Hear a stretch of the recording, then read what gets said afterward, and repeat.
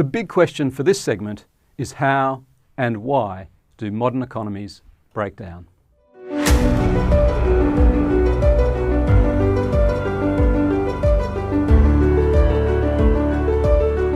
In September 2008, the collapse of Lehman Brothers triggered a global financial crisis, which in turn cascaded into the worst economic crisis since the Great Depression.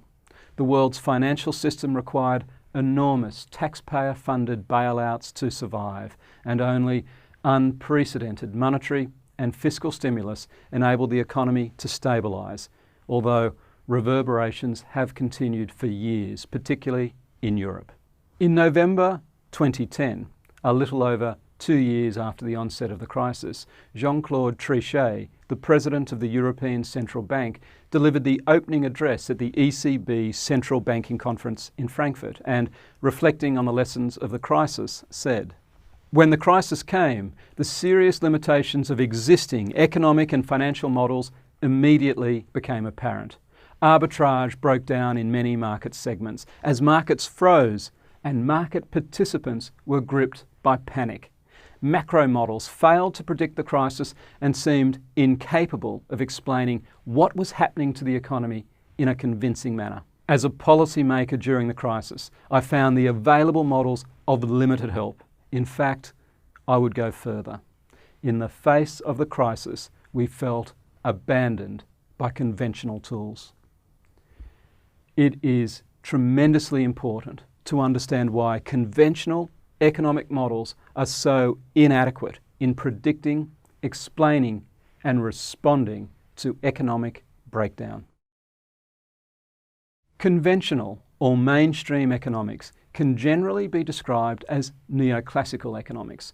At the heart of conventional economics is a model built upon the insight that rational, individual self-interest can lead to efficient resource allocation via the invisible hand of competitive markets, and linked to this idea of the balancing of supply and demand in the marketplace is the concept of equilibrium.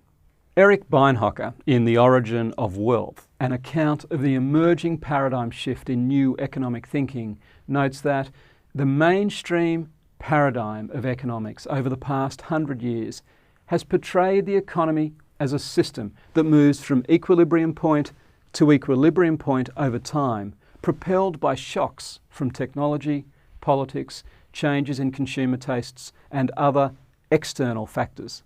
Beinhocker uses the analogy of a rubber ball rolling around a bowl to represent the tendency of the economy in this conventional model to come to rest at equilibrium. It's effective precisely because it highlights how far removed that image is from the continuously dynamic and innovative global economy of which we are all a part. The emerging paradigm, which is challenging conventional economics, is based fundamentally on the realization that the economy is a complex adaptive system comprising a multitude of parts interacting dynamically with features such as emergence, self-organization, and the learning and adaptation of agents within the system itself. Brian Arthur coined the term complexity economics for this emerging paradigm, and in a Santa Fe Institute working paper notes that the equilibrium shortcut of conventional economics was an understandable way for economists to model patterns in the economy and bring mathematics to bear in this analysis. Using equilibrium theory, economists did achieve significant advances in many areas of economics. But there was a price for this simplification. Arthur writes, "I admire the beauty of the neoclassical economy, but for me the construct is too pure, too brittle, too bled of reality. It lives in a platonic world of order, stasis, knowableness, and perfection. Absent from it is the ambiguous, the messy, the real." It becomes easier to see why policymakers have appeared so bereft of credibility in the face of ambiguous, messy, and very real economic and financial challenges. The task of building a comprehensive alternative theory of economics based on complexity economics is a long-term project requiring continuing research, but there are already many productive insights we can draw upon to understand how and why modern economies break down. Complex systems are characterised by the presence of both positive feedbacks, which are self-reinforcing, and negative feedbacks, which are dampening. Arthur identifies a number of phenomena that appear under non-equilibrium due to the presence of feedbacks, including self-reinforcing asset price changes, what we commonly call bubbles and crashes. Clustered volatility, which is the appearance of random periods of low activity followed by periods of high activity.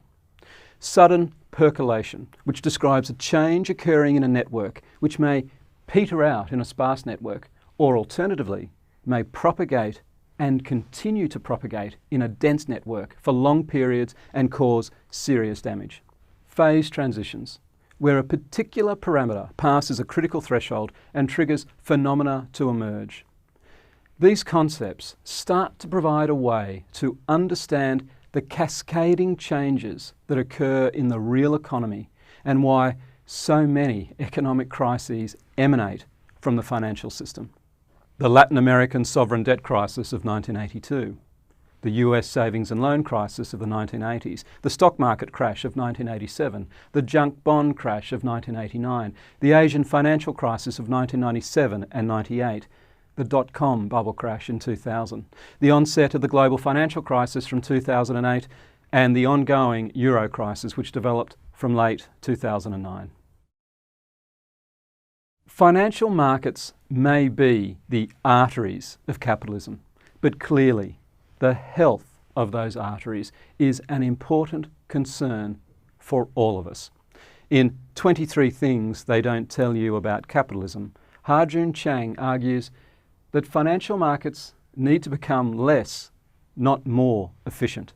Chang does not dispute the absolutely essential role of financial markets in driving prosperity through the swift and efficient allocation of resources, enabling the economy to respond to opportunities, innovate and grow. The problem he identifies is that financial markets have become too efficient at generating financial instruments, including financial derivatives, which are financial contracts or products whose value is derived from an underlying asset.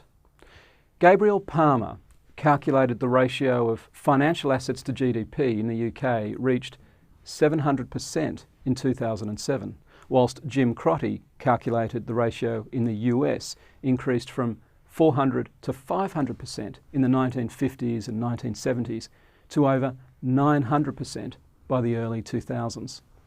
The additional difficulty of accurately pricing the risk of many financial derivatives led Warren Buffett in 2003 to describe financial derivatives as financial weapons of mass destruction.